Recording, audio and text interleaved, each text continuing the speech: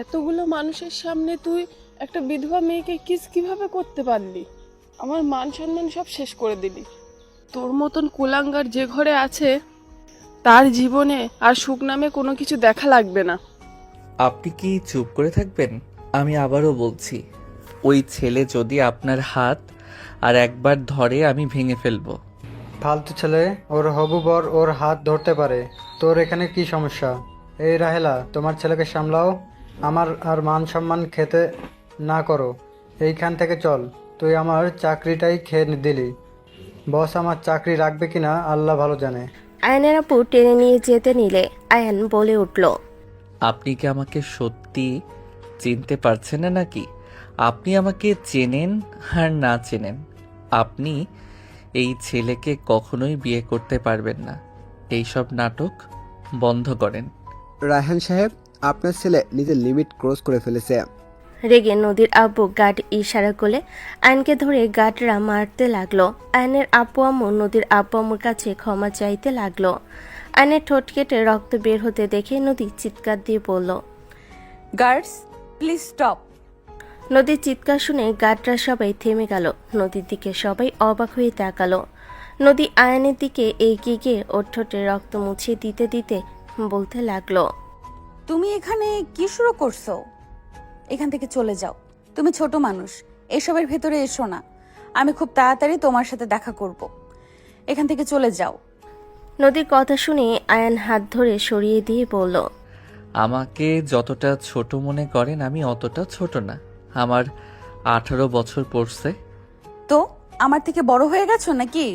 আমি বিধবা, আমার কথা কি কানে ঢোকে না তোমার? আমার আর আপনার একটা পরিচয় আছে, ওইটাই আসল। এইসব বিধবা আমি মানি না।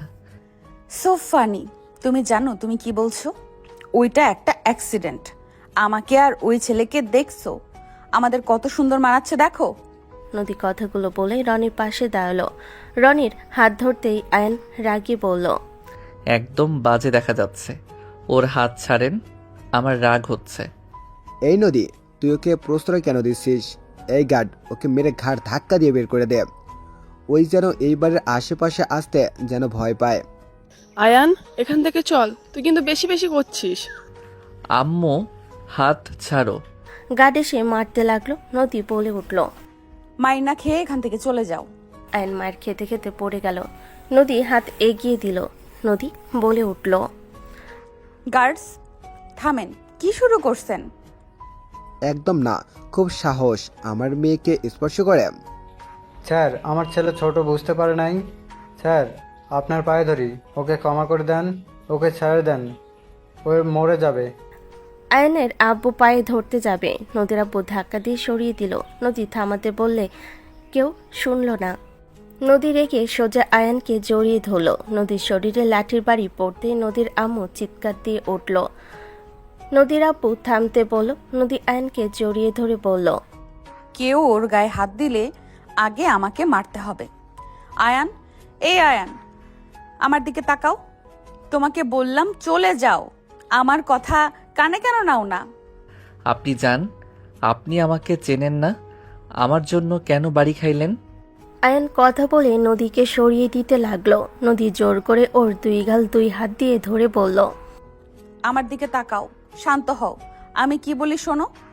কোনো কথা শুনবো না, ছাড়েন আমাকে। আপনি চেনেন না, চেনা আমাকে লাগবে না। আমি মাইর খাইতে নিয়েছি, খাইতে থাকি। আপনাকে নাক গলাতে বলছি আমি। যান, ওই ছেলের হাত ধরে নাচেন গিয়ে, দরকার পড়লে কিস করেন গা। আয়নের পাগলামি দেখে নদীর রাগে শক্ত করে নিচের দিকে তাক করে ধমকে সুরে বলল, জাস্ট শাট আপ। কি যাতা বলছো? ওকে আমি কিস করব মানে? করেন গা, আমি কি না করছি নাকি? আর না করার কি? আমি তো হাত ধরতে না করলাম, তারপরও তো আপনি ওর হাত ধরলেন। ধরেন, যান, যা ইচ্ছে করেন গা। নদী হাত সরিয়ে দেওয়ার চেষ্টা করতে লাগলো। নদী ওর শাড়ির আঁচল মাথার উপর দিয়ে ওর ঠোঁটে কিস করে দিল। নদীর আব্বু আম্মু আয়নের আব্বু আম্মু অন্যদিকে তাকালে। নদীর আব্বু রেগে ফায়ার হতে লাগলো। রনি রেগে নদীর কাছে এসে হাত ধরতে যাবে, আয়ন সাথে সাথে হাত ধরে এক ঝটকায় সরিয়ে দিল। রনি রেগে বলল, নদী, কি হচ্ছে এসব? রনির চিৎকার শুনে নদীর সাথে সাথে আয়না ঠোঁট ছেড়ে দিয়ে শাড়ির আঁচল সরিয়ে দিয়ে রনির দিকে তাকালো। রনির আগে চোখ লাল হয়ে গেল। আয়ান বলে ওঠে, পরে কথা বলি তোমার সাথে। আমার হাজবেন্ড রাগ করছে, ওর রাগ ভাঙিয়ে নেই। নদীর কথা শুনে সবাই চমকে উঠল। সবাই অবাক চোখে তাকালো। রনি কিছু রেগে বলতে যাবে, তখনই নদী ইশারা করে চুপ থাকতে বলে। আয়নের দিকে তাকিয়ে বলল, রাগ কমছে নাকি আরো লাগবে? জানি না, আপনি জানতো। থাপ্পড় মারবো নাকি? রক্ত পড়ছে, চলো আমার সাথে। যাব না, বাপ এসে মারে আর মেয়ে এসে আদর দেখায়। কে জানে আপনি পাকনা হয়ে গেছেন। এইসব পাকনামি আমার সামনে চলবে না। আর এত বছর পর মনে পড়ছে আমাকে চেনার কথা। মিস করছি, বাট আপনি কোথায় সেটা কে জানে। কেমনে মিস করলে? জানি না, হুট করে একদিন আপনাকে স্বপ্নে দেখি। তারপর থেকে আস্তে আস্তে আপনাকে নিয়ে ভাবতে থাকি। আর স্বামী স্ত্রী ব্যাপার গল্পগুলো পড়তে পড়তে আপনার প্রতি ভালোবাসা তৈরি হয়েছে। পাঠ্য বই পড়ার নাম নাই, এসেছে বই পড়তে। কার বই পড়েন শুনি? সাইমা ইসলাম হ্যাপি গল্পগুলো শুনি। ওনার গল্পগুলো আমার ভালো লাগে। ওনার গল্প শুনলে আমার আপনার কথা মনে পড়ে। সেই আবার কে? চিনবেন না, ওইসব রাখেন। আপনি আমাকে মেনে নিবেন নাকি না? ও, আপনি তো দেখি আমার আব্বুর বসের মেয়ে, কোটিপতি। আমার সাথে তো কোনো সম্পর্ক রাখা তো দূর, প্রশ্নই আসে না। কিন্তু আমিও পড়াশোনা করে একদিন বড় বিজনেসম্যান হব, যদি আপনি আমার পাশে থাকেন। আয়ানের কথা শুনে নদী ফুলকুচকে তাকিয়ে বলল, আমি মেনে নিলে পড়াশোনায় মনোযোগ দিবে? আর কোনো দুষ্টুমি ফাজলামি করবে না? আপনি থাকলে আমি কোনো দুষ্টমি ফাইজলামি করব না। আমি আপনার কাছে পড়তে বসবো, প্রমিস না? আয়নের কথা শুনে কয়েকজন হেসে দিল।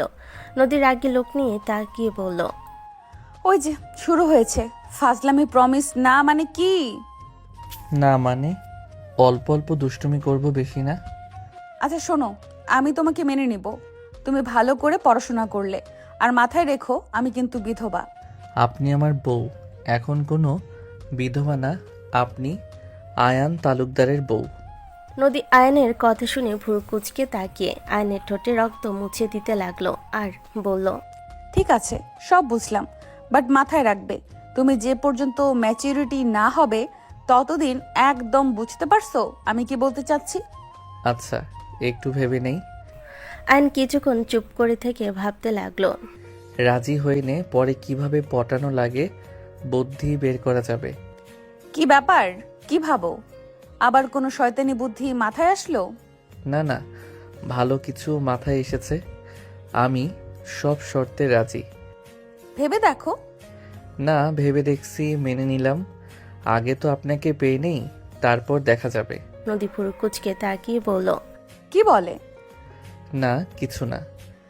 ওকে ঠিক আছে। নদী পিছনের দিকে ঘুরে তাকালো। রনি ওর আব্বুর দিকে তাকিয়ে বলল, আমি আগেই বলছি বিয়ে করব না, আমার সমস্যা আছে, আমি বিয়ে করতে পারবো না। বাট তোমরা পার্টির নাম করে এখানে এঙ্গেজমেন্ট করার ব্যবস্থা করছো। বাহ, তোমাদের আর কি বলবো। রনি, আমি তোমাকে বিয়ে করলেও হবে না, আমি অলরেডি বিবাহিত। এই ছেলেকে দেখছো, এটা আমার হাজবেন্ড। হোয়াট? এই ছোট ছেলে তোমার হাজবেন্ড কিভাবে হয়? তুমি কি পাগল হয়ে গেছো নাকি আমাদের সাথে মজা করছো? নদী, পাগল হয়ে গেছস নাকি তুই? এসব কি উল্টাপাল্টা কথা বলছস? এই ছেলের সাথে তোর কিভাবে বিয়ে হতে পারে? আমাদের কিছু না জানিয়ে কিভাবে বিয়ে করলে তুই? আমি বুঝছি এই এঙ্গেজমেন্ট ভাঙার জন্য এমন করছিস। রনি, সবার সামনে এমন কাজ করলাম, এতে তো তুমি বুঝে গেছো আমি হুট করে একটা ছেলেকে এইভাবে কিছু করব না। তার মানে হোয়াট, কিভাবে সম্ভব? আয়ান, উনি এসব কি বলছে? তুই ওনার হাজবেন্ড কিভাবে হোস? তুই তো আমাকে আগে বলস নাই। আয়ান, এসব কি হচ্ছে? উনি আমার ওয়াইফ, এইটা সত্যি। আয়নের আব্বু রেগে আয়নকে মারতে যাবে, সাথে সাথে আয়নের আব্বু আয়নের আম্মুর হাত ধরে বলল, শান্ত হ। আয়ান, তুই মজা করছিস বলে মনে হচ্ছে না, কিন্তু বাপ, তোর সাথে ম্যামের কিভাবে যায়? ম্যাম তোর কত সিনিয়র, ওনার বয়স 26 আর তোর বয়স 18। কত বছরের ব্যবধান, আর তোদের কথা শুনে মনে হচ্ছে অনেক আগে থেকে পরিচয়। অনেক আগে থেকে পরিচয় হলে তোর আর ওনার সাথে তো কখনোই রিলেশন হওয়া সম্ভবই নয়, কারণ তখন তোকে কেউ মজা করে কিছু বললে রেগে গেছোস। আয়নের আপুর কথা শুনে আয়ান বলে ওঠে, আমাদের বিয়ে একটাই অ্যাক্সিডেন্ট। উনি আমাকে বিয়ে করতে চায় নাই, উনি আমাকে বাঁচানোর অনেক চেষ্টা করছে, বাট ওইখানকার মানুষজন আমাদের জোর করে বিয়ে দিয়েছিল। আয়নের কথা শুনে ওর আম্মু রেগে বলে, পাগল কুত্তাই কামড়াইছে আমারে, যে তোর উল্টোপাল্টা কথা বিশ্বাস করব। মানুষের খেয়ে কাজ নাই যে তোদের বিয়ে দিয়ে দেবে। আসল কাহিনী বল। আমিও ওনার সাথে একমত। নদী, আসল কাহিনী বল। ওই ছেলে তোর 8 বছরের ছোট, ওর সাথে কিভাবে তোর বিয়ে হয়? আব্বু, আমি ভার্সিটি থেকে ট্যুরে গেছিলাম। ওদের স্কুলের পাশে আমাদের ক্যাম্পিং ছিল। আমার ফ্রেন্ডদের সাথে ওর কয়েকটা ফ্রেন্ডদের সাথে মিল হয়। ওই একটু দুষ্টু প্রকৃতির ছিল, সহজে সবার সাথে মিশে যেত। আমাদের ম্যামদের সাথে ভালো সম্পর্ক তৈরি হয়েছিল। ওই নুডলস রান্না নাকি পারে, সবাই মিলে মজা করে বলেছিল আমাদের জন্য নিয়ে আসার জন্য। তো ওই একদিন নিয়ে আসে, সেদিন সবাই ঘুরতে গিয়েছিল, শুধু আমি ছিলাম। ওই আমাকে জোর করে খাওয়াতে নিয়েছিল। আমি মজা করছিলাম, পেছন থেকে কেউ পিক তুলে এমনভাবে তুলেছে দেখে মনে হয়েছিল আমরা উল্টাপাল্টা কাজ করছি। মেম্বারকে জানালে সবাই এসে জোর করে বিয়ে দিয়ে দেয়। তুই আগে কেন বলস নাই? এত কিছু হয়ে গেছে আর ওনারা আমাকে একবার জানানোর প্রয়োজন মনে করলো না? ওনারা সবাই ভয় পেয়ে গেছিল। তুমি জানলে যে ওনাদের চাকরি থাকতো না, তাই ওনারা ভয় বলে নাই। নদীর আপু রাগে হাত মুঠো করে নিল। নদীর আম্মু বলে উঠল, এখান থেকে চল। আয়ান, এখান থেকে যাব না, গেলে বউকে নিয়ে যাব। এই বিয়ে আমি মানি না। আবার আমার মেয়েকে বউ বলস? আপনি মানলে কি আর না মানলে কি? আমার বউ মানলে আমার চলবে। আয়নের কথা শুনে নদীর আপু রেগে মারতে আসবে। নদী ধরে ফেলো। রনি রেগে বলে, আঙ্কেল, আমি আর এক মুহূর্ত এখানে থাকবো না। একে তো আপনার মেয়ে বিধবা, সব জেনে আমি বিয়ে করতে রাজি হয়েছিলাম, আর এখন কিনা এখানে এইভাবে নিয়ে এসে অপমান করলেন। আব্বুমু এখানে থাকবে নাকি যাবে? রনি, চুপ করেন, আমাকে একদম ধমক দিয়ে কথা বলবেন না, যত সব। আম্মু দাঁড়িয়ে থাকবে নাকি যাবে? বোন, তোর মেয়ে যে নাটক করলো, সত্যি কিছু বলার নেই। আমাদের এভাবে অপমান না করলেও পারতি। আমার ছেলে তোর বিধবাকে বিয়ে করতে চাইছিল, এইটাই তোদের সৌভাগ্য। আর সেখানে তোর মেয়ে কিনা, ছি, তোর মেয়ে আসলে খারাপ। ওই যেখানে যায় সেখানে ঝামেলা হয়। জামাইকে 2 বছরে খেয়ে ফেললো, আবার এক জায়গায় গেছে ওই পিচ্চি ছেলেটার জীবন নষ্ট করে দিল। ভাগ্য ভালো আমার ছেলের সাথে বিয়ে হয় নাই, বিয়ে হইলে আমার ছেলে খাইতো। নদীর চোখে পানি দেখে আয়ন রাগে বলে উঠল, জোকার মার্কা ছেলেকে নিয়ে এসে আবার বড় বড় কথা। আমার বউয়ের নখের যোগ্য না, এসেছে আবার বিয়ে করতে। যে না ছেলে নাম রাখছে পিয়ারা। আয়নের কথা শুনে সবাই পিছনের দিকে তাকালো। রনি রেগে মারতে আসতে লাগলো। আয়নের আম্মু বলে উঠল, আয়ান চুপ কর, ওনার ব্যাপারে নাক গলাবি না। কিসের চুপ থাকবো? আমার বউকে অপমান করবে এই কালনাগিনী আন্টি, আর আমি চুপ করে থাকবো নাকি? আয়নের কথা শুনে কয়েকজন মিটিমিটি হাসতে লাগলো। রনি রেগে আয়ানকে মারতে যাবে। আয়ান সাইড কেটে সোজা পায়ের পিছনে মেরে বসিয়ে দিল। সবার চোখ বড় বড় হয়ে গেল। রনি রেগে বলল, তোকে আমি মেরে ফেলবো। তোর এত বড় সাহস, আমাকে মারোস? এই চুপ থাকেন কালনাগিনীর পোলা। আয়ান, বিয়াদবির লিমিট ক্রস করিস না। ওনাদের কাছে ক্ষমা চা। চাইবো না। আমি কেন ক্ষমা চাইবো? আমার বউকে অপমান করবে আর আমি তাদের কাছে ক্ষমা চাইবো? এইটা কখনোই সম্ভব না। বেয়াদব ছেলে, তোর এত বড় সাহস! আমাকে কালনাগিনী বলস, আবার আমার ছেলেকে মারস? এই, তোরা তাকিয়ে কি দেখছস? ওই পিচ্চিকে মার। কয়েকজন ছেলে এগিয়ে আসতে নিলে নদী সোজা আয়ানের সামনে গিয়ে দুহাত দিয়ে দুদিকে থামানোর জন্য বলল, খালামুনি অতিরিক্ত বুঝবেন না, কেউ যদি ওর গায়ে হাত তুলো আমি তাকে ছাড়বো না। আয়নের কথা শুনে নদী মুগ্ধ হয়ে গেল। আয়ান নদীর কোমর ধরে সাইডে রেখে বলল, বউ সাইডে থাকেন, এখন দেখি কে মারে আমাকে। আয়ান নদীকে সরিয়ে দিল। আয়ন ছেলেগুলোর সাথে মারামারি করতে লাগলো। নদী ঠেকাতে যাবে, আয়নের আম্মু হাত ধরলে নদী তাকিয়ে বলল, আন্টি আমার হাত ছাড়েন, ওকে মেরে ফেলবে ওরা। এখানে দাঁড়াও। আয়নের আব্বু কিছু বলো। বৌমার সম্মানের ব্যাপার, সবগুলোকে মেরে ফেলে রাখ, বাকিটা আমি দেখে নেব। নদীর আব্বু আম্মু নদী অবাক হয়ে তাকালো। আয়ন এক এক করে মেরে মাটিতে বসিয়ে দিল। সবার চোখ ছানা বড়া হয়ে গেল।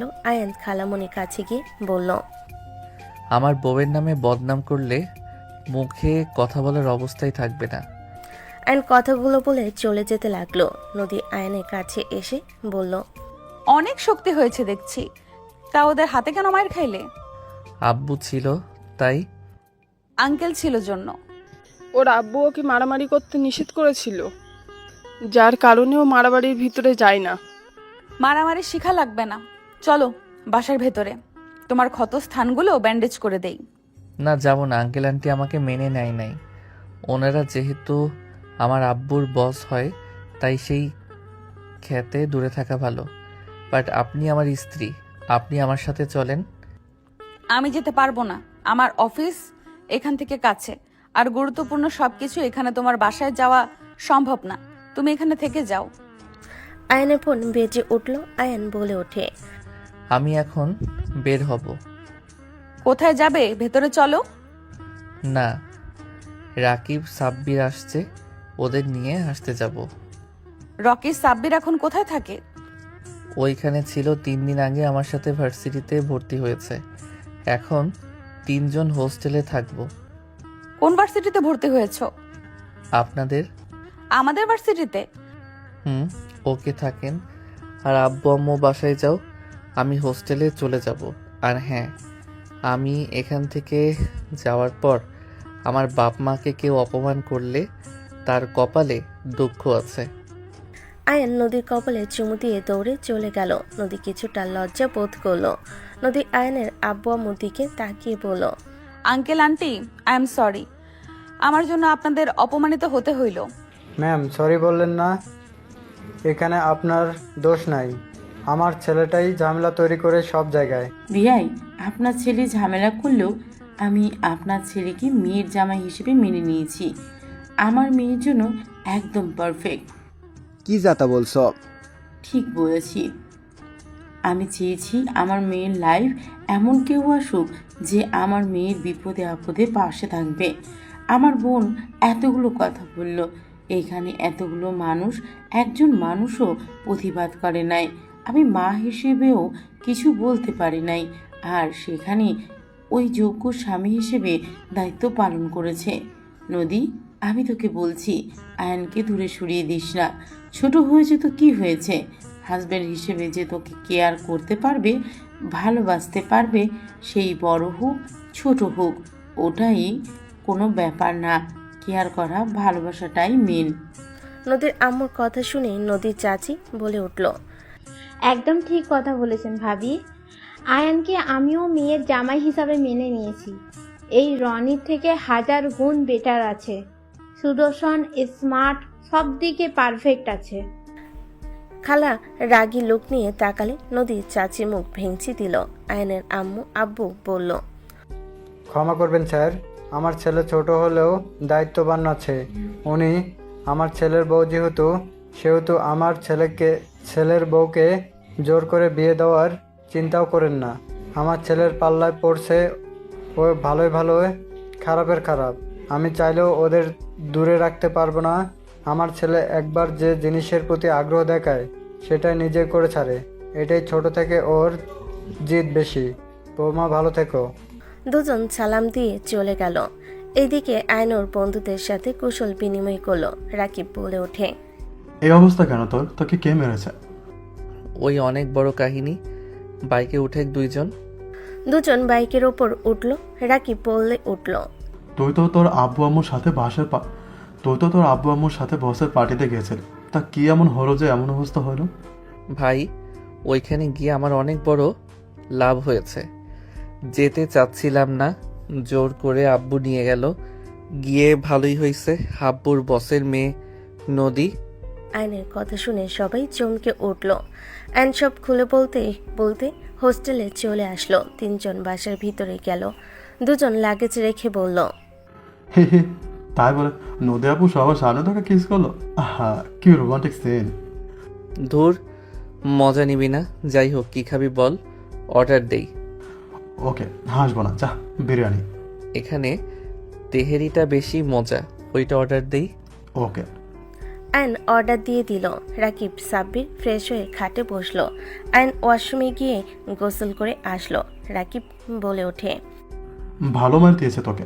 মজা নিচ্ছিস? আরে না, আচ্ছা ফার্স্ট বক্স আছে নাকি? আছে, ওয়েট। আয়ন বের করে দিলে সাব্বির আর রাকিব মিলে আয়নকে ব্যান্ডেজ করে দিতে লাগলো আর মুভ লাগিয়ে দিতে লাগলো। 5 দিন পর আয়ন রাকিব সাব্বির কথা বলতে বলতে ভার্সিটি যেতে লাগলো। হুট করে আয়নের সামনে একজন বাইক থামালো। আয়ন রাকিব সাব্বির ভুরু কুচকে তাকালো। হেলমেট খুললে আয়ন বলল, দ্যাট, এভাবে কেউ বাইক থামায়? আর একটু হইলে লেগে যেত। 5 দিন আমি যে ভার্সিটিতে আসি নাই, তোর কোনো খোঁজ খবর নাই? তুই নাকি নতুন বন্ধু পাইছস, আমাদের পাত্তা দেওয়ার সময় পাস নাই? নতুন না, আমার স্কুল ফ্রেন্ড। ও, তুই তো বলছিলি ওরা এখানে ভর্তি হবে। হাই। আসসালামু আলাইকুম। ওয়ালাইকুম আসসালাম। এই তো বন্ধুদের নিয়ে চল। যাব। আম্মু আব্বুর বিবাহবার্ষিকী, আমি ওনাদের সারপ্রাইজ দিব। আমাকে সাহায্য করা লাগবে, আমি একা সব করতে পারবো না। আর আম্মু তোকে দেখলে খুশিই হবে। আচ্ছা, বাকিরা আসবে নাকি? তুই তাহলে তোর বন্ধুদের নিয়ে আয়। তুই যা। আর সব কিনতে হবে নাকি কাউকে দায়িত্ব দিয়েছ? ওদের দায়িত্ব দিয়েছি, তোরা শুধু সাজিয়ে দিতে হেল্প করবি। ও আচ্ছা। তুলি চলে গেল। আয়ন রাকিব সাব্বির চলে গেল। তিনজন ভাড়া বাসায় গিয়ে গোসল করে খাবার খেয়ে বাইক নিয়ে বের হয়ে গেল। তিনজন বাসার ভিতরে গিয়ে বাইক থামাতে আয়নের বাকি ফ্রেন্ডরা আসলো। আয়ন দুইজনকে সবার সাথে পরিচয় করিয়ে দিল। সবাই মিলে সোজা বাসার ছাদে চলে গেল। সবার সাথে মিলে তিনজন সাহায্য করতে লাগলো। 8টার দিকে সবাই ক্লান্ত হয়ে পড়ল। আয়ান বলে উঠল, ওই বেডি ঠান্ডা কিছু খাওয়া, গলা শুকিয়ে গেছে। তুই আয়, আর বাকিরা থাক, তোদের দেখলে আম্মু সন্দেহ করবে। দোস্ত, আমি আসি। আয়। তিনজন কথা বলতে বলতে নিচে যেতে লাগলো। তিনজন নিচে নামতেই তুলির আম্মু বলল, আরে আয়ান, তুমি? তুলির আম্মুর কথা শুনে সবাই আয়ানের দিকে তাকালো। আয়ান সামনের দিকে তাকাতেই চমকে গেল। আয়ান হাসি মুখে বলল, আসসালামু আলাইকুম আন্টি, কেমন আছেন? ওয়ালাইকুম আসসালাম, ভালো। তুমি কেমন আছো? আর কখন এসেছো? তুলি তো কিছু বললো না আমাকে। আমি বলতে না করছিলাম, আন্টি অনেক গলা শুকিয়ে গেছে, ঠান্ডা কিছু খেয়ে আসি। আচ্ছা যাও। এই ছেলে তোমাদের নতুন ফ্রেন্ড নাকি? জি। রাকিব সালাম দিলে তুলির আম্মু সালামের উত্তর নিল। আয়ান নদীর আব্বু আম্মুর দিকে তাকিয়ে থেকে রান্নাঘরে গেল। তিনজন। নদীর আম্মু বলে উঠল, আফা, এই ছেলে কি চেনেন? হ্যাঁ, তুলির ফ্রেন্ড, অনেক ভালো একটাই ছেলে। ও আচ্ছা। আয়ান রাকিব তুলি দুষ্টামি করতে করতে রান্নাঘর থেকে বের হইলে আয়ান বলে ওঠে, আন্টি, আপনার মেয়ে আমার কি অবস্থা করে দিল। আয়ানের কথা শুনে তুলির আম্মু হেসে দিল। তুলির আম্মু বলে ওঠে, আয়ানকে এভাবে ভিজিয়ে দিছস কেন? আম্মু আমাকে আগে দিয়েছে, আমি স্পিড খাচ্ছিলাম, ওই বোতল নিচে ধরে আমাকে আর রাকিবকে ভিজিয়ে দিয়েছে। ইয়ে মানে আন্টি, আমি কিছু করি নাই, আমাকে একটু দিচ্ছে না দুইজন, তাই আর কি। মিথ্যা বলিস না। তুলির আম্মু হাসতে লাগলো। আয়ান তুলির ওড়না দিয়ে মুছে দৌড়ে চলে গেল। 10টার দিকে আয়ান রাকিব সাব্বির তিনজন রেডি হয়ে গিফট নিয়ে আসলো। আয়ান সাব্বির রাকিব ছাদে উঠে সোজা তুলির আব্বু আম্মুকে অভিনন্দন জানিয়ে গিফট দিয়ে বলল, আমার তরফ থেকে ছোট gift. Thank you so much এত সুন্দর করে সাজিয়ে দেওয়ার জন্য। আমি একটু বুঝেছিলাম দুষ্টুগুলো কোনো কিছু করছে। সবাই হেসে দিল। আয়নের গালে হাত বুলিয়ে দিল। আয়ান সাইডে তাকাতেই আয়ান কিছু বলার আগেই রাকিব সাব্বির নদীর সামনে গিয়ে বলল, আসসালামু আলাইকুম। ওয়ালাইকুম আসসালাম। কেমন আছিস দুই ফাজিল? ভালো আপু, আমরা কিন্তু আর ফাজিল নয়, আমাদের মতো ভদ্র পোলা একটাও পাবে না। রাকিবের কথা শুনে নদী দুজনের কান ধরে বলে, তাই না? এ মানে আপু ছাড়ো, লাগছে। এই তোমরা আপুকে চেনো? হ্যাঁ আপু, এখনো? হ্যাঁ আপু, এখানে তুলে কি হয়? আমার কাজিন। ও আচ্ছা। আচ্ছা সবাই চলো আম্মু আব্বুর সামনে। তুলির কথাই সবাই গিয়ে কেকের পাশে দাঁড়িয়ে গেল। আয়ন নদীর দিকে তাকিয়ে থাকতে লাগলো। নদীর চোখ পড়তে আয়ন চোখ মারল। নদী ভুরু কুচকে তাকালো। আয়ন ফ্লাইং কিস করলো। নদী মনে মনে হাসতে লাগলো। নদীর আব্বুর চোখে পড়ল, উনি চোখ সরিয়ে নিল। তুলির আব্বু আম্মু কেক কাটতে লাগলো। কেক কেটে তুলি নদীর আব্বু আম্মু নদীকে খাওয়াই দিতে লাগলো। আয়নের সাথে ওর ফ্রেন্ডরা সবাই খাওয়াই দিতে লাগলো। আয়নের সব বন্ধুরা দুষ্টামি করে কেক একে অপরের গালে লাগিয়ে দিতে লাগলো। সবাই মজা করতে লাগলো। হুট করে একটা ফ্রেন্ড নদীর গালে দিতে যাবে, সাথে সাথে আয়ন হাত ধরে বলল, দূরে যা, ওনাকে ধরবি না। আয়নের কথা শুনে ওর ফ্রেন্ডরা বলল, সবাই তো সবাইকে দিচ্ছে, আপুকে দিতে দে, হাত সরা। দূরে থাকতে বলছি না, দূরে যা। আমার রাগ তুললে ছাদ থেকে ফেলে দিব। আয়নের কথা শুনে ভয়ে চলে গেল। সবাই নদীকে দিতে আসলে আয়ন নদীকে প্রোটেকশন দিতে লাগলো। সবাই নদীকে না দিতে পেরে আয়নের সারা মুখ দিয়ে ভরিয়ে দিতে লাগলো। সবাই মজা শেষ করে সবাই মুখ ধুইতে চলে গেল। খাবার খেতে সবাই নিচে গেল। তুলি আয়নকে বলল, শালা তুই কি আমার বোনের উপরে ক্রাশ খাইছস নাকি? লাভ নাই, আপুকে পটাতে পারবি না কখনোই। তাই নাকি? পটিয়ে নিব তোকে, অত ভাবা লাগবে না। পারলে কর যা। ওকে থাক, এখন প্রপোজ করি। আয়ন একটা গোলাপ নিয়ে সোজা নদীর পিছনে দাঁড়িয়ে নদীর কাঁধে হাত দিয়ে নদীকে ঘুরিয়ে কিছু বলবে, তখনই আয়ন হাঁটু গেড়ে বসে বলল, ভিড়ের মাঝে তুমি আলাদা, একটু অন্যরকম আলো। তোমায় দেখলেই মনটা কেন জানি ভালো লাগে। আজ সবার সামনে একটা কথা বলি সত্য করে, তুমি কি আমার ক্রাশ হয়ে থাকবে জীবনের পথে পথে? আয়নের কথা শুনে সবাই অবাক হয়ে গেল। নদী লজ্জা পেয়ে গেল। রাকিব শীষ বাজালো। তুলি তাড়াতাড়ি টান দিয়ে আয়নকে বলল, শালা কি করলি? আপু প্লিজ রাগ করো না, আসলে ও বুঝতে পারেনি। ওই আসলে যা বলে সোজা সাপটা। আপু প্লিজ রাগ করো না। এই কুচুর দল, কি করলি তুই? আপু উঠে আপু আসে না, আর তুই কিনা তাকে হ্যারাসমেন্ট করছিস। ধুর কচু ছাড়।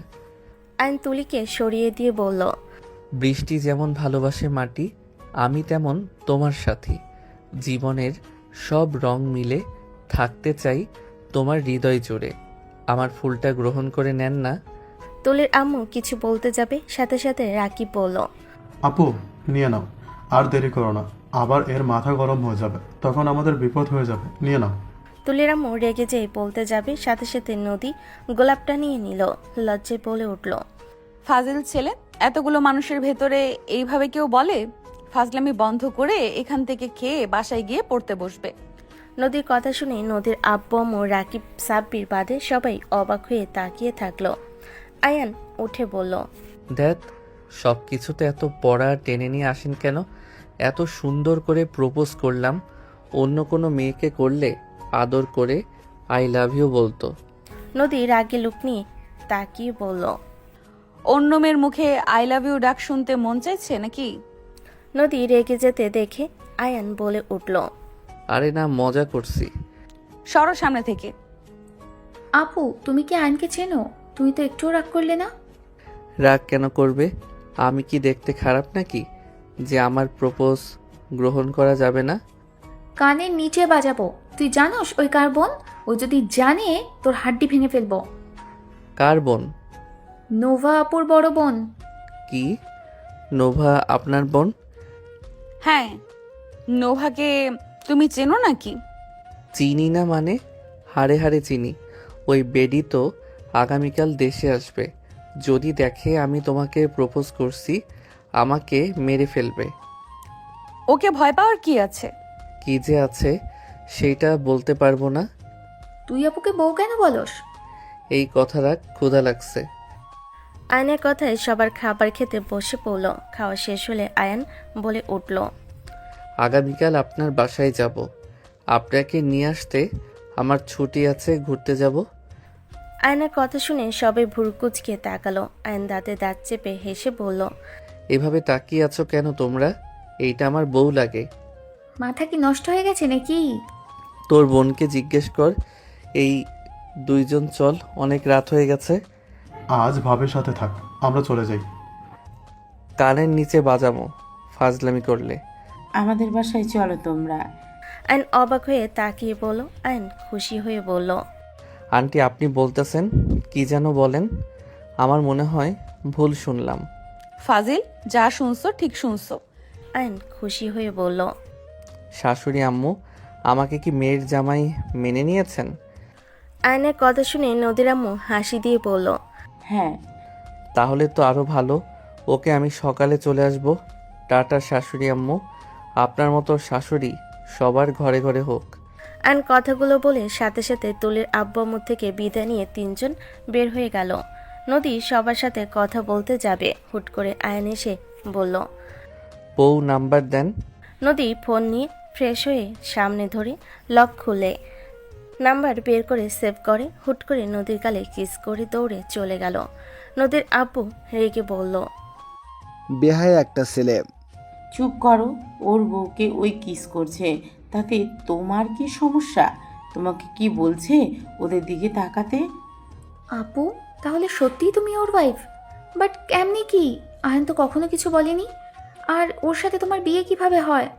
ও তো আমার সাথে তোমার 8 বছরের ছোট। সে অনেক কথা, পরে এক সময় বলবো। আচ্ছা, ওই পড়াশোনা কেমন করে? নাকি পড়াশোনা বাদ দিয়ে দুষ্টুমিতে মেতে থাকে? তুলি কিছু বলতে যাবে, সাথে সাথে একজন বলে ওঠে, ভাবি ওই পড়ে না, সারাদিন ভার্সিটিতে গিয়ে আড্ডা দেয়। কোথায় মারপিট আছে, কে প্রেম করে বিয়ে করবে, ওই সবের গুরু সেই। তুলি রাগি লুক নিয়ে তাকালো। ওর বন্ধুরা বিদায় নিয়ে চলে গেল। ওদিকে তিনজন বাসেই চলে গেল। অ্যান্ড বাইকে চাবি রেখে শার্ট খুলে ফুল পাওয়ারে ফ্যান দিলেও রাকিব বলে উঠল, তোর শাশুড়ি তোকে মেনে নিয়েছে, এখন তো হালা তুই ঘন ঘন ওইখানে যাবে। হি হি, তা তো যাবই। বউটার সাথে আর একটু ভাব জমিয়ে নেই। বাসরটা করি নাই, কত স্বপ্ন আছে। এই হালা, স্বপ্নে যাস না। বউ আছে, আগামীকাল চলে যাস তার কাছে। আমাদের বউ অনেক, যে বউকে আদর করবো। শালা ঘুমা। আয়ন ওয়াশরুম গিয়ে ফ্রেশ হয়ে প্যান্ট পাল্টিয়ে নিয়ে আয়ন খাটে এসে ঘুমিয়ে গেল।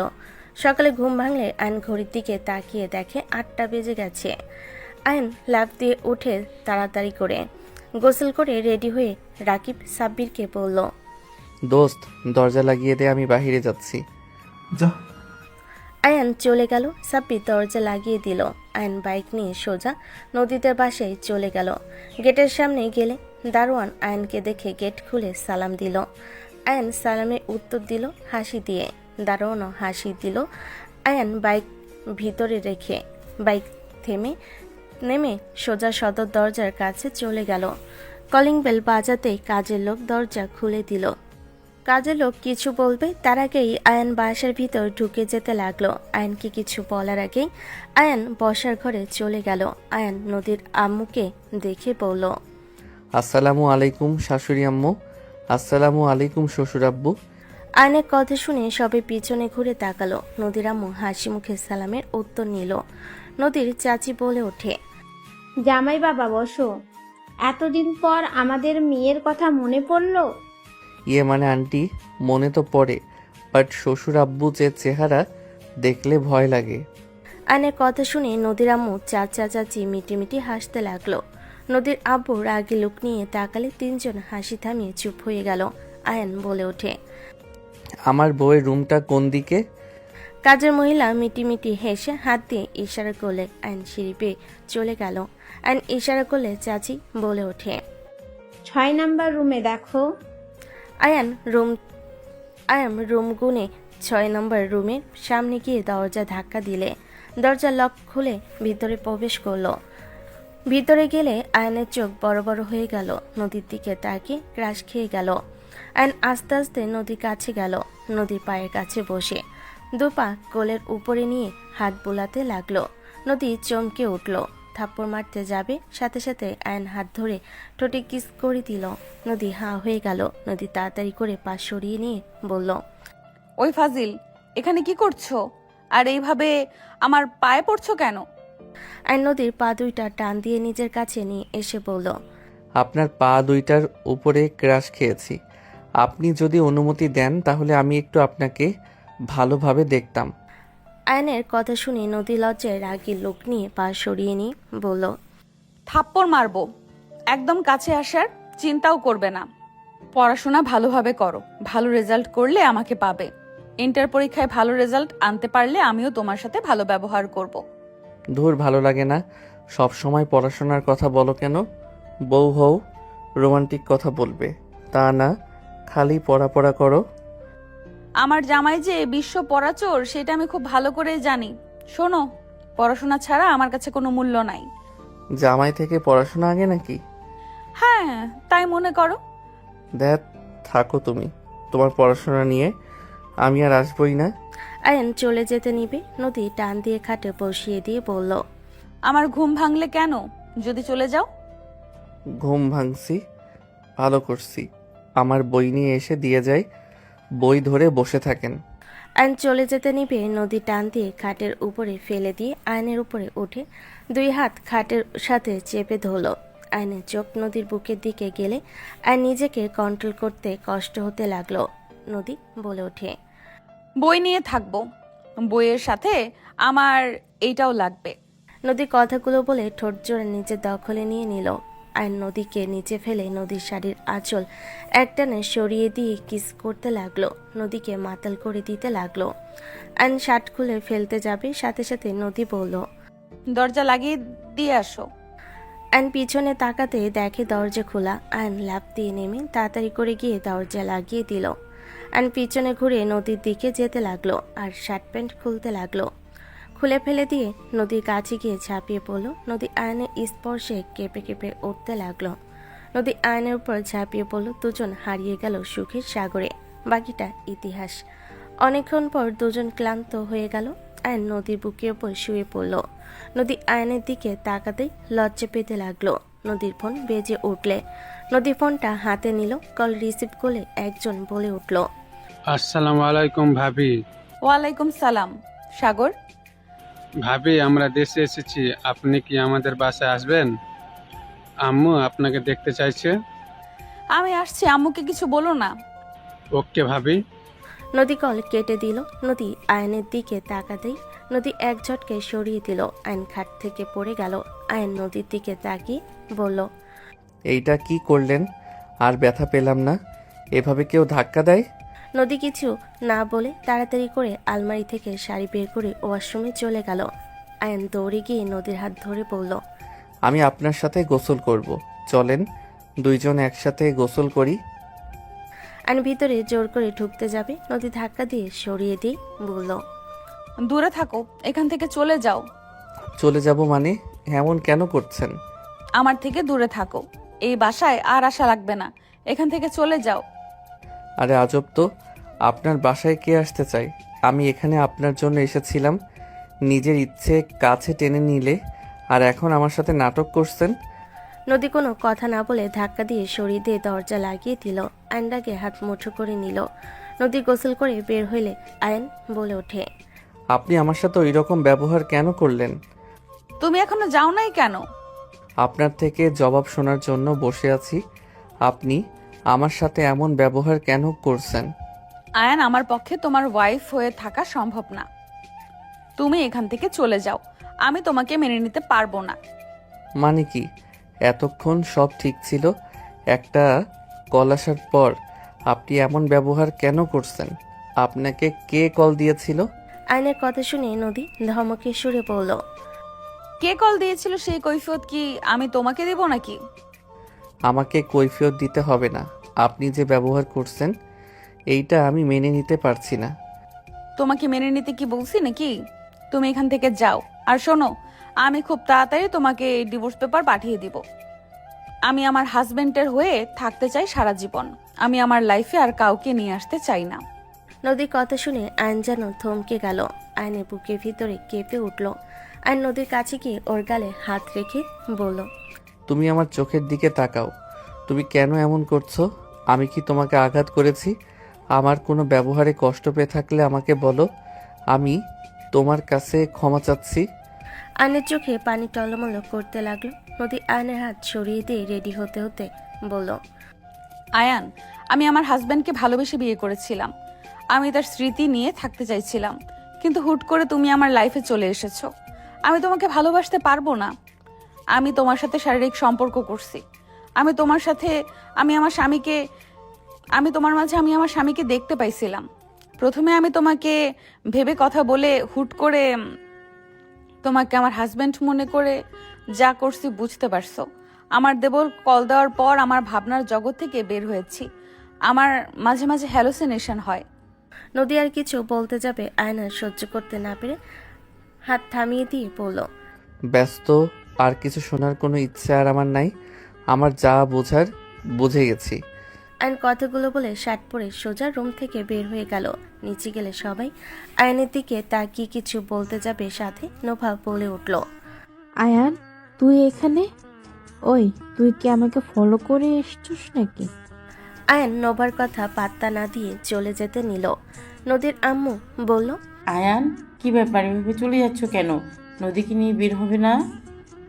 আয়ান, কি ব্যাপার, এভাবে হনহন করে চলে যাচ্ছ কেন? চলে যাচ্ছে, যেতে দাও। এইভাবে ডাকার কি আছে? নদীর বাসা থেকে বের হয়ে গেল। নদীর আম্মু বলে উঠল, কি ব্যাপার আয়ান, কারো কোনো কথা না শুনে চলে গেল কেন? আর তুই কি ওর সাথে বের হচ্ছিস না? না, আমি আমার শ্বশুর বাড়িতে যাচ্ছি। আমার সাগর ওর ওয়াইফ আমার ননদ এসেছে। কি, আয়ান না তোকে নিয়ে আজ ঘুরতে যেতে চাইছে? সেখানে আয়ানের সাথে না গিয়ে ওইখানে কেন যাবি? গেলে রাতে যাস, ওর সাথে সময় কাটা।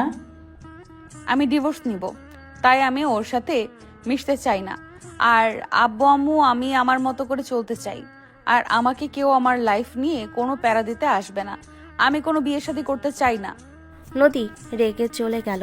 নোভা ওর আব্বু আম্মুর দিকে তাকিয়ে বলল, তোমার মেয়ে এসব কি বলে গেল? আর আয়ানের সাথে ওর কিসের সম্পর্ক? আয়ানকে তোমরা কিভাবে চেনো? আয়ান নদীর হাজবেন্ড। হোয়াট? কেমনে সম্ভব? আপু আর আয়ানের বয়সের মধ্যে পার্থক্য, সেখানে ওরা হাজব্যান্ড ওয়াইফ কিভাবে হতে পারে? আর নদী আপু তো কখনোই বিয়ে করার কথা না। আর হলেও আমাকে তো একবার তোমরা জানালে না। আমি সব খুলে বলছি, তুই শান্ত হতো। এমনিতে এই নদীর কাণ্ড কারখানা আমার একদম ভালো লাগছে না। ছেলেটা কত আগ্রহ নিয়ে এখানে এসেছিল, নদীকে নিয়ে ঘুরবে, সেখানে ছেলেটা রাগ করে চলে গেল। আর এই নদী অতীত নিয়ে এখনো পড়ে আছে।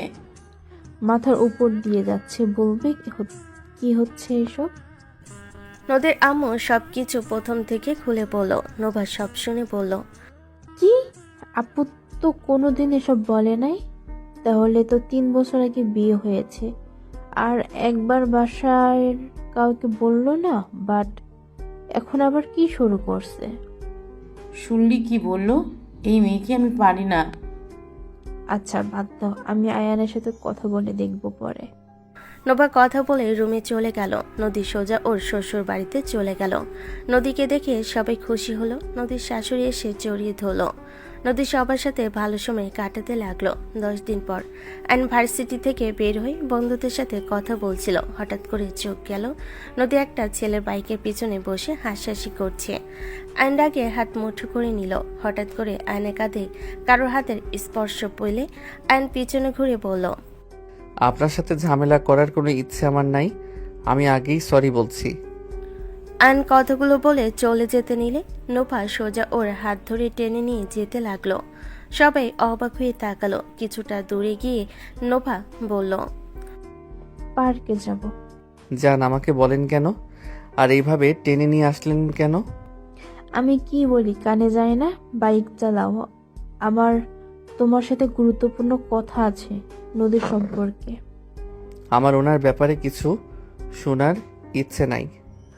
ওর অতীত তোমার শোনার দরকার আছে, শুনে তারপর মন চাইলে তুমি চলে যাও। এখন বাইকে উঠে চলো। নোভা জড়াজড়িতে আয়ন বাইকে উঠলে নোভা বাইকে উঠে পড়ল। আয়ন বাইক চালিয়ে সোজা পার্কে নিয়ে গেল। দুজন একটা বেঞ্চিতে বসে পড়ল। নোভা 2টা আইসক্রিম কিনে আয়নকে একটা দিয়ে নিজে একটা খেতে খেতে বলল, আপুকে যে ছেলের সাথে যেতে দেখলে ওটাই আপুর দেবর সাগর, আপুর এক্স বয়ফ্রেন্ড। হোয়াট? দুলাভাই মারা যাওয়ার পর 1 বছর পর ওর সাথে আমার ব্রেকআপ হয় আপুকে নিয়ে। তোমার দুলাভাই মারা কিভাবে গেল? প্রথম থেকে বলি, দুলাভাই আপুর বয়ফ্রেন্ড ছিল। দুজন ভালোবেসে বিয়ে করেছিল। 2 ফ্যামিলি প্রথমে মেনে নিতে চায় নাই, পরে ওদের সুখে দেখে 2 ফ্যামিলি মেনে নেয়। আপু দুলাভাইয়ের লাইফটাই অনেক সুন্দর ছিল। তারা প্ল্যান করেছিল 5 বছর চুটি প্রেম করবে, 5 বছর পর তারা বাচ্চা নেবে, তারপর টেনে টোনাটুনি সংসার করবে। অনেক প্ল্যান করেছিল, কিন্তু তাদের ভাগ্য এতটাই খারাপ 3 বছরের মাথায় দুলাভাই আপুর জন্য ভিসা করতে গিয়ে বাসায় আসতে গিয়ে বাইক একটা ট্রাক ধাক্কা মেরে দেয়। তাদের সকল স্বপ্ন ভেঙে চুরমার হয়ে যায়। ওনাকে বাঁচানো যায় নাই? না, ওনার মাথায় আঘাত পায়, ওখানেই মারা গিয়েছিল। আপু খবর পেয়ে ছুটে গেলে দুলাভাইয়ের লাশ দেখতে পায়। আপু পাগলের মতো কান্না করেছিল আর বারবার অজ্ঞান হয়ে যাচ্ছিল। আপু এই অকালে দুলাভাইয়ের মৃত্যু মেনে নিতে পারছিল না। আস্তে আস্তে ভাইয়াকে আপু কল্পনা করে।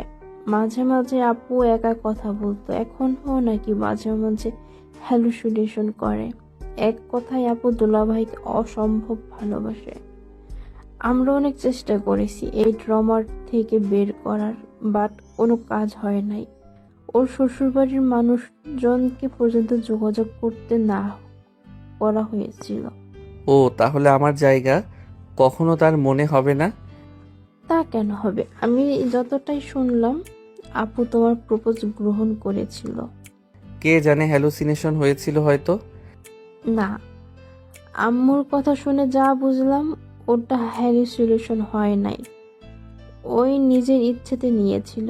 তুমি চলে আসার পর ও নাকি ওই গাড়িতে তোমার ফুল দেখছিল আর মিটিমিটি হাসছিল। আমার মাথা খারাপ হয়ে যাচ্ছে। একে তো রাগ হচ্ছে, 2 তো কান্না আসছে। শোনো, আমার কাছে কিছু প্ল্যান আছে। নোভা আয়নকে প্ল্যান বলতে লাগলো। আয়ন সব শুনে কিছুক্ষণ চুপ থেকে বলল, সব বুঝলাম, বাট আমার এইটা ভালো লাগছে না। আমি এই সব কিছুই করব না। দরকার নাই তোমার বোনকে, সেই নিজের অতীত নিয়ে থাক। আমি তাকে আর ডিস্টার্ব করব না। আমি এই শহর ছেড়ে দিব। পাগল হয়ে গেছো নাকি? তুমি এই শহর ছেড়ে দিবে মানে? এই শহরে থাকবো না। এখানে থাকলে তোমার বোনের সাথে একবার হইলেও দেখা হবে ওনার সামনে, আর আমি পড়তে চাই না। আয়ান, শান্ত হও। আমি জানি তোমার খারাপ লাগছে, বাট তুমি ওর হাজবেন্ড, তোমার অধিকার তুমি খাটাও। নিজের স্ত্রীকে কেন ছেড়ে চলে যাবে? বিয়ে যেহেতু হয়েছে সেহেতু ওই তোমার বউ। নিজের বউকে কেউ এভাবে ছেড়ে দেয় নাকি? আজ ওকে মানাবো, কাল ওই ওর এক্স জামাইয়ের কথা মনে করবে। দরকার নাই। বাই। আয়ন কথাগুলো বলে বাইক নিয়ে চলে গেল।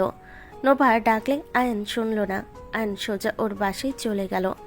আয়নকে হুট করে দেখে আয়নের আম্মু বলল, আয়ান, তুই হঠাৎ করে? আম্মু, আমি আপুর কাছে চলে যাব। কেন? এখানে পড়াশোনা করছো, খারাপ কি? আমি আপুর কাছে পড়াশোনা করলে ভালো রেজাল্ট করতে পারবো। আমরা গ্রামে চলে যাব। আর তুই তোর আপুর কাছে যেতে চাইছিস? গ্রামে কেন যাবে? তোর আব্বু ওই কোম্পানির চাকরি ছেড়ে দিয়েছে। হঠাৎ কেন? সবাই তোর আব্বুকে নানান ধরনের কথা বলে। ছেলের বউয়ের কোম্পানিতে আছে, সব সুযোগ সুবিধাও পাবে, অনেক ধরনের কথা হয়। রাজনীতি শুরু হয়ে গেছে, তাই ওই চাকরি ছেড়ে দিয়েছে। তাহলে আব্বু কি করবে? তোর দাদু অসুস্থ, উনি বলতেছে ওখানে ব্যবসা সামলানোর কথা। ক্ষেত খামার আছে তাই সামলানোর কথা বলছে। তোর আব্বু তোর চাচুও যাবে, ওটাই ভালো হবে। আর এখানে ভাড়া দিয়ে যাব, চলে যাব। ও আচ্ছা, এইটাই ভালো হবে। ওকে, তাহলে আমি আপুর ওইখানে চলে গেলাম ট্রান্সফার হয়ে। বৌমা এখানে থাকবে আর তুই ওইখানে, মানে কি? ছুটির সময় আসবো। কোথায় ছুটির সময় আসবি? এখানে। আয়নোর আব্বুর সাথে কথা বলতে লাগলো। সবাইকে রাজি করিয়ে আয়ন সব ব্যবস্থা করে নিল। 1 বছর পর আয়নের আপু বলছে, আয়ান, তুই ঢাকা যাবি? 2 বছর ধরে কোনো যোগাযোগ করি নাই। ওকে, তাহলে আমাদের সাথে চল। আয়ন রেডি হয়ে ওর আপু দুলাভাইয়ের সাথে বের হয়ে গেল। 3 ঘন্টা জার্নি করে আয়ন ঢাকায় পৌঁছে গেল। আয়ন বাসায় গিয়ে ব্যাকপ্যাক রেখে বলল, আপু, আমি ভার্সিটিতে যাচ্ছি, এখন সবার ছুটির সময়। ঠিক আছে। আয়ন বাসা থেকে বের হয়ে সোজা ভার্সিটির সামনে চলে গেল। ভার্সিটির ভিতরে ঢুকে সোজা ম্যাম স্যারের সাথে দেখা করলো। সবাই আয়নকে দেখে খুশি হয়ে গেল। সবাই আয়নের সাথে কথা বলতে লাগলো। কথা বলা শেষ করে রাকিব সাব্বির ক্লাসরুমের কথা শুনে আয়ন সোজা সিঁড়ি বেয়ে চলে গেল। ক্লাসের সামনে গিয়ে দুষ্টমি একটা ভয়েস দিয়ে বলল, তো বাচ্চারা কেমন আছো? আয়নের কথা শুনে সবাই অবাক হয়ে আয়ন বলে সোজা দরজার দিকে তাকালো। স্যার তাকালে আয়ন স্যারের সাথে কুশল বিনিময় করলো। আয়নের বন্ধুরা তাড়াতাড়ি করে ছুটে এসে আয়নকে জড়িয়ে ধরলো। আয়ন সবাইকে বলল, আরে পড়ে যাব, সবাই কেমন আছোস? এত মনোযোগ দিয়ে ক্লাস, বাহ, তোদের দিকে অনেক উন্নত হয়েছে। আয়নের কথা শুনে সবাই হেসে ফেলল। রাকিব বলে উঠল, ওই রাখ, আগে বল 2 বছর কোথায় ছিলে? কোনো খোঁজ খবর নেই? আয়ান, কেমন আছিস? স্যার, আমরা এখন ক্লাস করব না। স্যার হাসি মুখে বলল, বুঝেছি, এই গ্রুপ আর পড়বে না, যাও যাও। এতদিন পর বন্ধুকে পেলে। সবাই খুশি হয়ে বের হইল আয়নের সাথে। সবাই মিলে সারাদিন আড্ডা দিল। রাত 8টার দিকে তুলি বলে উঠল, অনেক তো হইল, চল। আমার আব্বু আম্মু তোর কথা শোনার পর যেতে বলছে। এখন পরে যাই? না, এখন চল। ওকে, বাইকের পিছনে বসে, আমি বাইক চালাই। মায়া মানুষের পিছনে আমি বসি না। আইসে নে, তুই চালা। এই থাক, আমি তাহলে আসি। আয়ন তুলির থেকে চাবি নিয়ে বাইকে উঠে তুলিকে নিয়ে চলে গেল। তুলি আয়নের দিকে তাকিয়ে থাকতে লাগলো। তুলি আয়নকে আয়নার ভিতরে তাকিয়ে দেখতে লাগলো। আয়ন তুলিদের বাসার ভিতরে গিয়ে বাইক থামিয়ে বলল, এতদিন পর আঙ্কেল আন্টির সামনে যাব, কেমন একটা লাগছে। আরে চল, সবাই অনেক খুশি হবে। আয়ন তুলির পিছন পিছন যেতে লাগলো। তুলি ভিতরে প্রবেশ করে বলল, আম্মু সারপ্রাইজ। তুলি সামনে থেকে সরে গেল। আয়ন সামনের দিকে তাকিয়ে হাসি মুখে সালাম দিল। সালাম দেওয়ার সাথে সাথে আয়নের মুখ মলিন হয়ে গেল। সামনে মানুষদের দিকে তাকিয়ে তুলি আম্মু সালামের উত্তর নিল। আয়ন বলে উঠল, আন্টি ভালো থাকবেন, আমি পরে আসবো। আয়ান, আয়ন চলে যেতে নিয়ে দাঁড়িয়ে গেল। নোভা আয়নের কাছে এসে বলল, আমাদের উপরে রেগে আছো? না, আপনাদের উপরে কেন রাগ করব? আমার রাগ করার কোনো অধিকার নাই। সেখানে আমার রাগ করা তো বিলাসিতা। আয়ান আপু। আয়ন পিছনে তাকাতেই থমকে গেল। নদী হুইল চেয়ারে বসে আছে, কোলে একটা বাচ্চা। আয়ন নদীর দিকে যেন তাকাতে পারল না। আয়ন চোখ সরিয়ে নিল। নোভা বলে উঠল, তোকে কষ্ট দেওয়ার ফল আপু পেয়েছে। আপু তোর কাছে ক্ষমা চাইতে চায়, একবার আপুর কাছে যা। আমার কারো কাছে যাওয়ার ইচ্ছে নাই। তুলি, আমি বাসায় যাব। আপু আমার জন্য টেনশন করতে পারে। তোমার আপু এসেছে? হ্যাঁ। এই 2 বছর কি তোমার বোনের কাছেই ছিলে নাকি? ওইখানে ভর্তি হয়েছি। ও ভালোই। বিয়ে শাদী করছো নাকি? জব হইলে বিয়ে করব, এখন ওইসব প্ল্যান নাই। আপাতত সিঙ্গেল লাইফ ভালো। ও হ্যাঁ, আপনি তো ডিভোর্স লেটার বানিয়ে রাখছেন মনে হয়। এইবার ডিভোর্স লেটারে সাইন করে যাব ভেবে এসেছি। আয়ান, আমাকে কিছু সময় কথা বলার সুযোগ দিবে? বলেন, শুনছি। আপনার হাজবেন্ড ভাবেন না আবার। আমি আয়ান। আমি সুস্থ হয়ে গেছি। আয়ান, তুমি সেদিন আমার সাথে ছিলে না। কোন দিন, কেমনে কি? নদী আপু প্লিজ থামো। ওইটা কার সন্তান? এমনি ওর নাম দিও না। ওকে আঘাত কম করো নাই, আবার অন্যজনের পাপের ফল ঘাড়ে চাপাও না।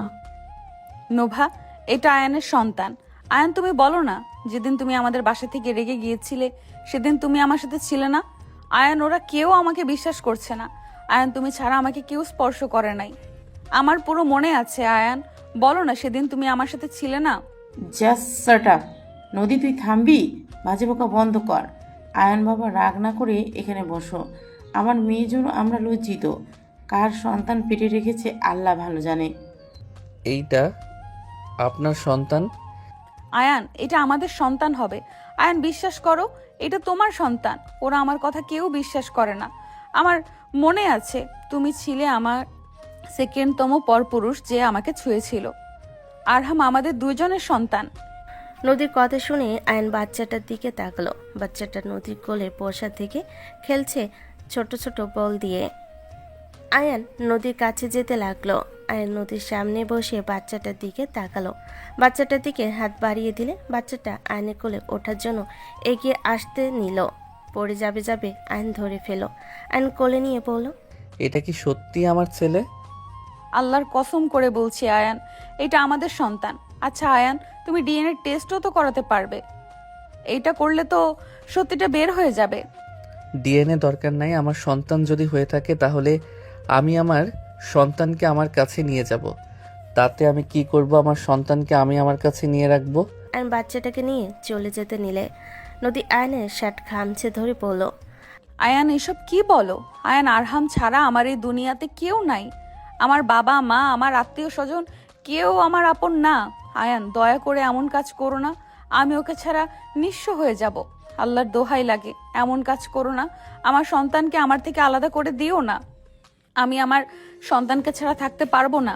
ওকে ছাড়া আমার পুরো দুনিয়াটা অন্ধকার। আমার বেঁচে থাকার মূল কারণ আরহাম।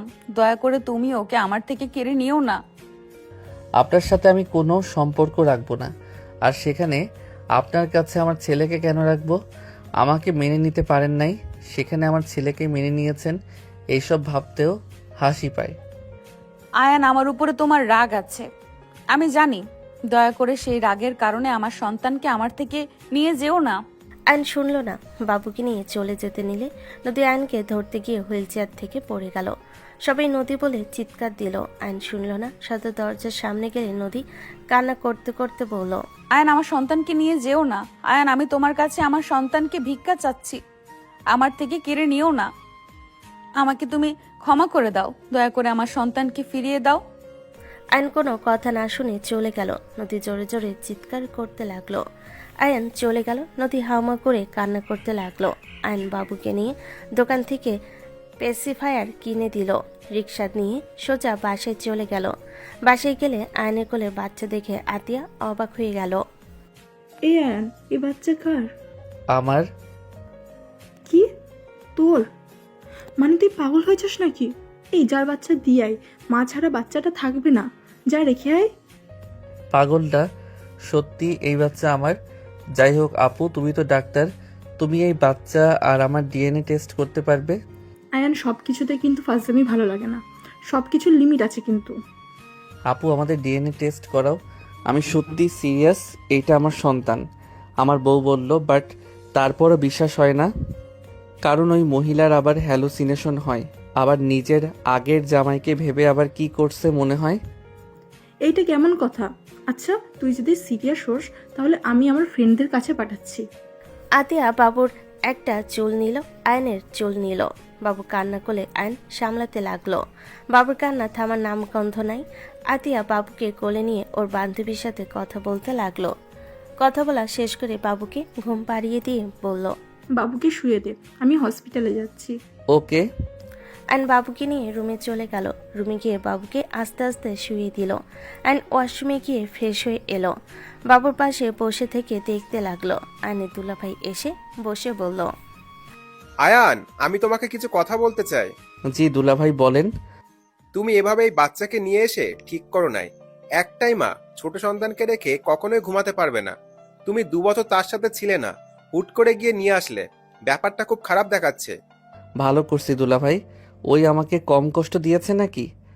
কষ্ট দিয়েছে, আয়ান, আমি যদি বলি তুমি তোমার স্ত্রীকে কেমন ভালোবাসলে, কেমন সময় দিলে, যে সেই তার প্রথম স্বামীকে ভুলতে পারলো না।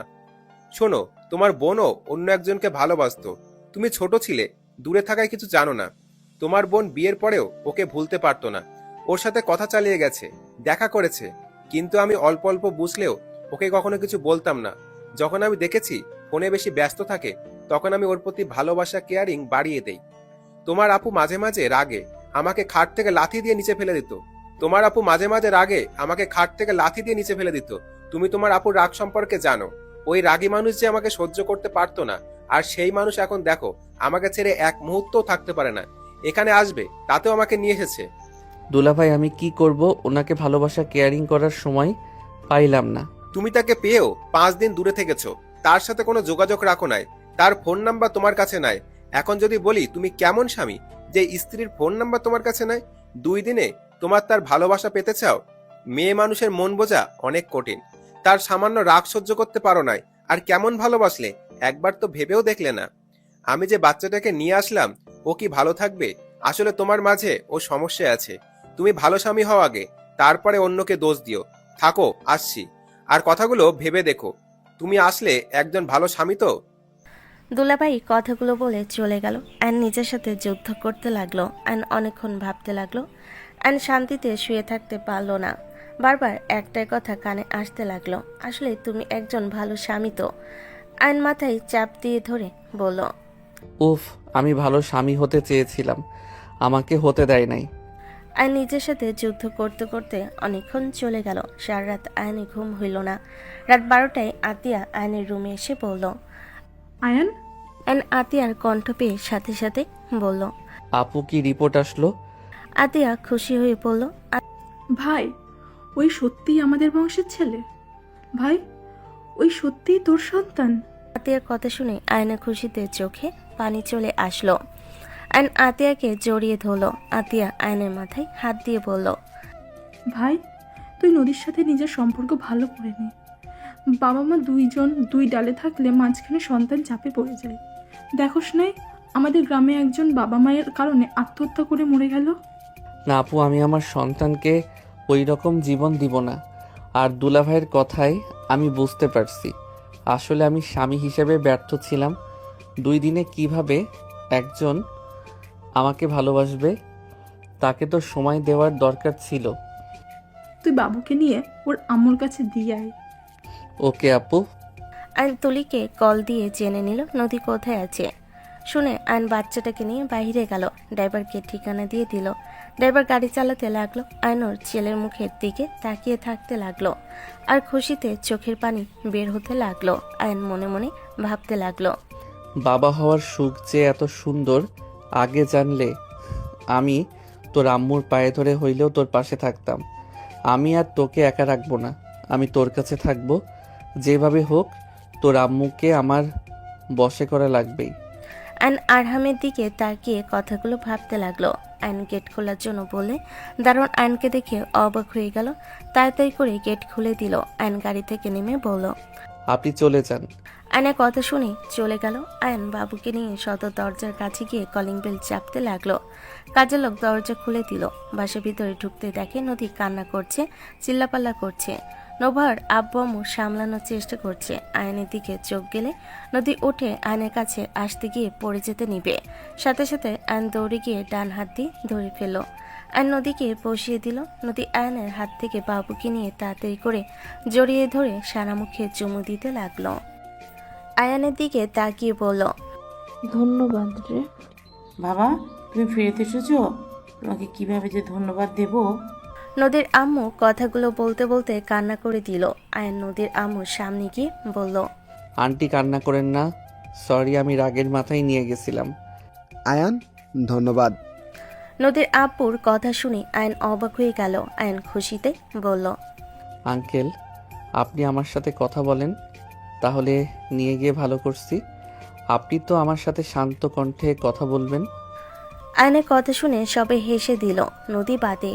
নোভা কান ধরতে গিয়ে না ধরে পড়ল, ফাজলামি এখনো যায় নাই, ফাজিল একটা। হিহি। আপু হাত সরান। কি আমাকে আপু বলছিস? বাহ, অনেক পরিবর্তন হয়েছে। হি হি হি। নোভা, রুমে যাব। আমি নিয়ে যাচ্ছি। আয়ন সবাইকে অবাক করে দিয়ে নদীকে কোলে তুলে নিল। বাবু শুদ্ধ। নদী বলল, কি করছো? চুপ। আয়ন নদীকে আর বাবুকে নিয়ে সিঁড়ি বেয়ে উপরে যেতে লাগলো। বাবু নদীর বুকের ওপর ঘুমিয়ে আছে। নদী আয়নের দিকে তাকিয়ে বলল, পড়ে যাবে তো, আমার হাত ধরে নিয়ে যাও। অত দুর্বল শরীর আমার না যে বউ বাচ্চাকে নিতে পড়ে যাব। আইসে শক্তিশালী। আয়ন কিছু না বলে সোজা রুমে চলে গেল। নদীকে খাটে বসিয়ে দিয়ে আয়ন হাত নাড়াতে লাগলো। নদী বলে উঠল, এখানে বসো। আয়ন বসতেই নদী বাবুকে খাটে শুইয়ে দিল। নদী আয়নের হাত নিজের কাছে নিয়ে এসে হাত টিপে দিতে লাগলো। আয়ন অবাক হয়ে তাকালো। আয়ন নদীর দিকে তাকিয়ে দেখতে লাগলো। নদী বলতে লাগলো, এইভাবে নিয়ে আসার কি খুব দরকার ছিল? আপনার পায়ে কি হয়েছে? আর হুইল চেয়ারে কেন? অ্যাক্সিডেন্ট করছিলাম। কবে? বাবু একটু অসুস্থ হয়েছিল, আম্মুর সাথে হসপিটালে নিয়ে গেছিলাম। আসার সময় হুট করে একটা গাড়ি সোজা ধাক্কা মারে। সবাই ভেবেছিল মরে গেছি। আমাকে হসপিটালে নিয়ে গেল, বেঁচে উঠলেও বাট হাঁটতে পারি না। এটা নিয়ে আমার দুঃখ নাই। কোলে থাকতো, শুধু একটা জিনিস ভাবি, যদি বাবু আমার কোলে থাকতো তাহলে কি হইতো। আপনি কি কখনো ঠিক হবেন না? চিকিৎসা চলছে, সকাল সকাল হাঁটাহাঁটি করতে বলেছে, আগের থেকে অনেকটাই কমেছে। ধরে হাঁটাতে হয় নাকি? হ্যাঁ। হয়েছে, আপনার হাত ব্যথা করবে পরে। আর তখন পড়ে গেছিলেন, ব্যথা পাইছেন কোথাও? অল্প পাইছি পায়ে, সমস্যা নাই। তুমি কি চলে যাবে নাকি?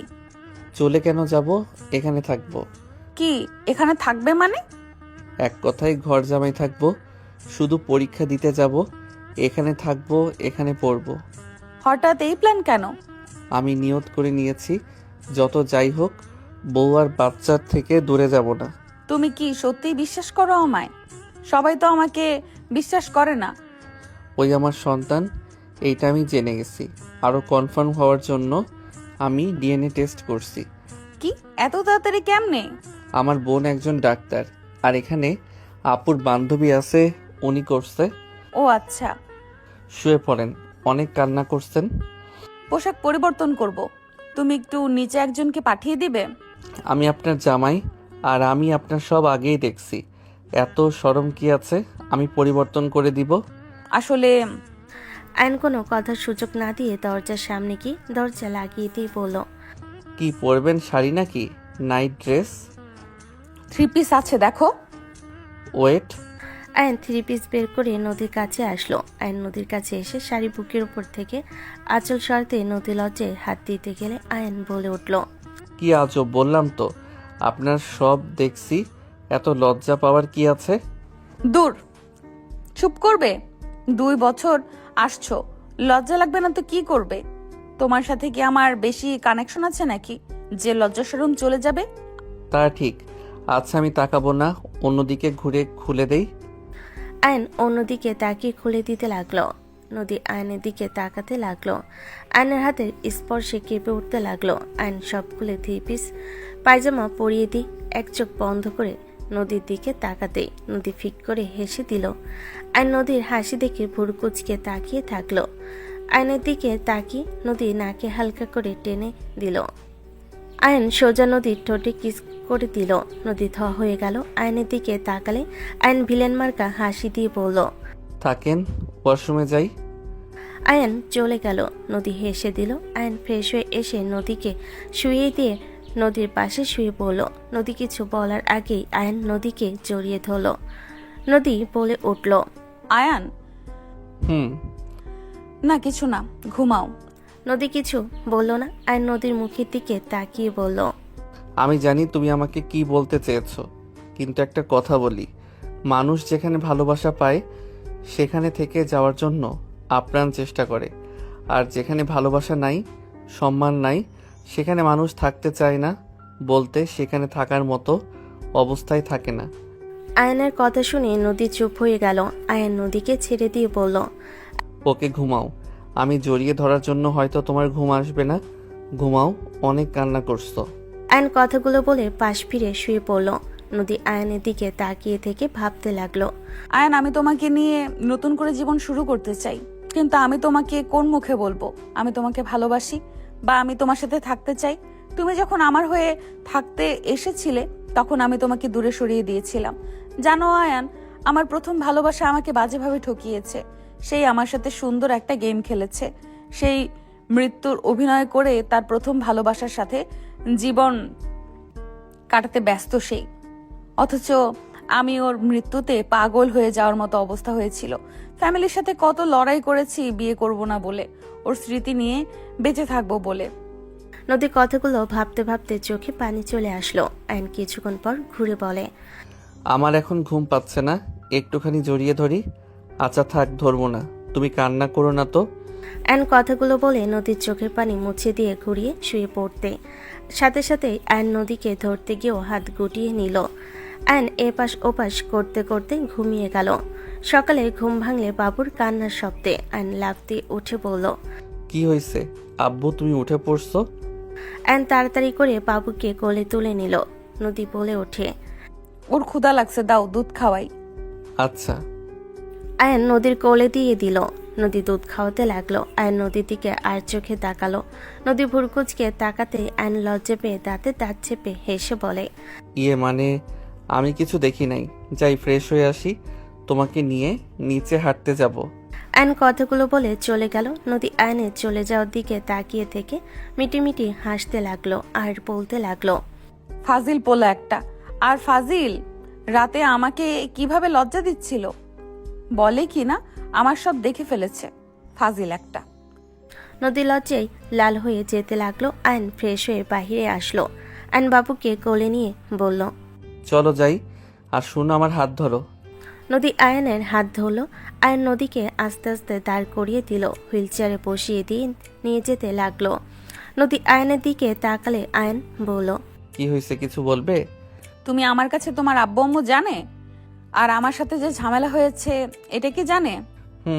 1 বছর আগে বলছি, আম্মু প্যারা দিচ্ছিল বৌমার সাথে দেখা করতে সময় দিতে, তখন রাগের মাথায় সবাইকে সব বলে দিয়েছিলাম। ওনারা আমার উপরে রেগে আছেন তাই না? আম্মু আপু রাগান্বিত হয়ে গেছিল, মেয়ে মানুষ বুঝই তো, বাট এখন আপু আর রেগে নাই। ও আচ্ছা। আয়ন সিটির সামনে গেলে নোভাকে দেখে বলল, বড় আফা বাবুকে নেন। নোভা আয়নের দিকে তাকিয়ে ভুরকুচকে তাকিয়ে বলল, বাসায় যাস নাই? না আর যাব না, ঘর জামাই থাকবো। আলহামদুলিল্লাহ, তাহলে তো খুব ভালো। দাও আমার কাছে নানু ভাইকে দাও। তুমি থাকো আম্মু, আমি নিয়ে আসছি। নোভা সিঁড়ি বয়ে উপরে উঠে বাবুকে কোলে নিয়ে বাবুর সাথে দুষ্টামি করতে করতে নিচে গেল। আর নদীকে পাজাকোলা করে নিয়ে বলল, গলা শক্ত করে ধরো, না হইলে নিজেই পড়ে যাবে। নদী শক্ত করে ধরলে আয়ার নদীর পায়ের নিচ দিয়ে হাত দিয়ে নিয়ে যেতে লাগলো। আয়ার অন্য হাত দিয়ে হুইল চেয়ার নিয়ে যেতে লাগলো। নদী ভয়ে শক্ত করে ধরে থাকলো। নদী নিচে নামতেই আয়ার নদীকে হুইল চেয়ারে বসিয়ে দিল।